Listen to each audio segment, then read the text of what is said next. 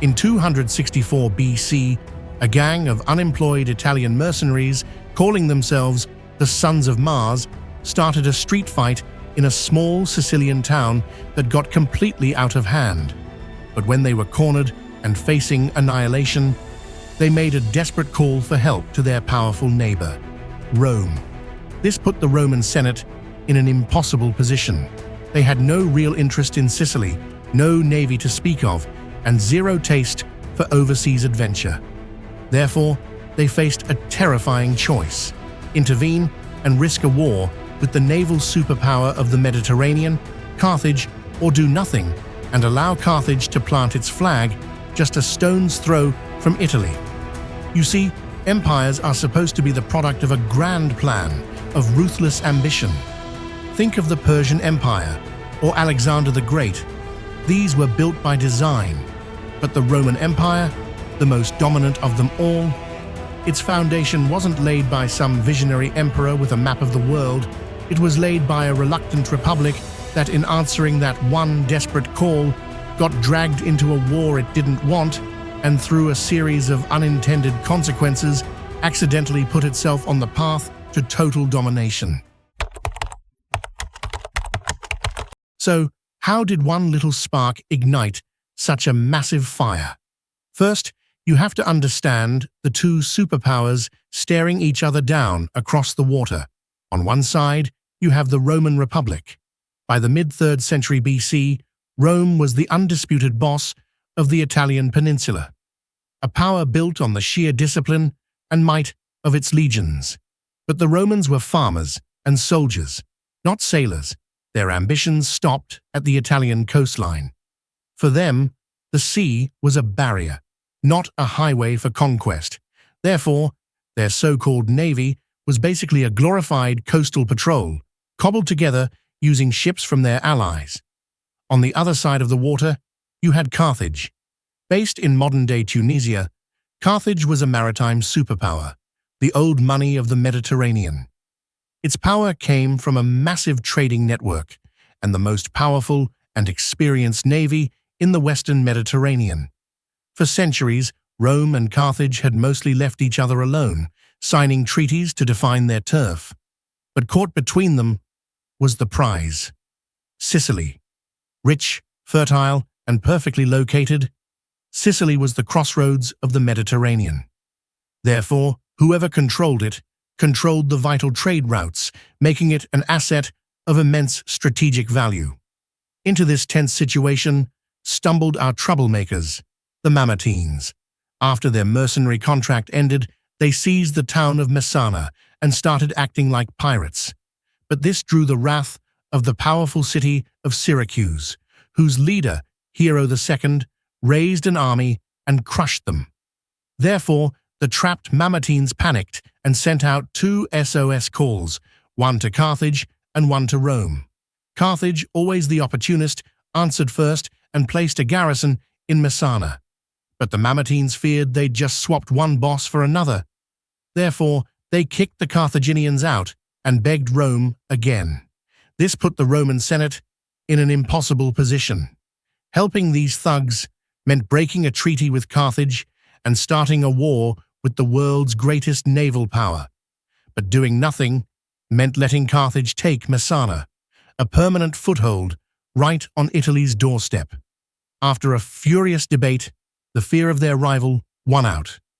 The consul Appius Claudius Caudex was sent across the water with an army. Rome had made its choice. When Rome ferried its legions into Messana, it was a direct challenge to Carthage, which allied with their old enemy Syracuse and laid siege to the city. The First Punic War had begun. On land, the war played to Rome's strengths. Its legions were an unmatched fighting force and quickly drove their enemies back. Syracuse even switched sides and allied with Rome. But this success revealed a huge, frustrating problem. Rome could win every battle on land and still not win the war. Carthage was a sea monster. As long as they controlled the waves, they could resupply their coastal forts forever and raid the Italian coast at will. Therefore, the war was a stalemate. If Rome wanted to win, it had to do the unthinkable: build a navy and challenge Carthage at its own game. This was a monumental task, as Rome had almost no shipbuilding experience. But they got a lucky break when a state-of-the-art Carthaginian warship washed ashore. They seized it, took it apart, and reverse-engineered the design, building a fleet of over 100 warships in record time. They now had a fleet, but they knew they could never outsail the experienced Carthaginians. Therefore, they did what Romans do best. They innovated with brute force. They invented the corvus, or crow, a brilliantly simple boarding bridge with a heavy, sharp spike at the end. When an enemy ship got close, the Romans would slam the corvus down, locking the ships together. Instantly, Carthage's naval advantage was gone. It no longer mattered who had the better sailors, it only mattered who had the better infantry. The test came at the Battle of Mylae in 260 BC.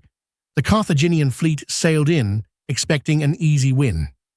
Therefore, they were utterly shocked when Roman legionaries swarmed their decks, winning Rome its first major naval victory in history and sending a shockwave across the Mediterranean. Feeling confident, the Romans decided to take the fight straight to Carthage, launching a massive invasion fleet of over 330 ships.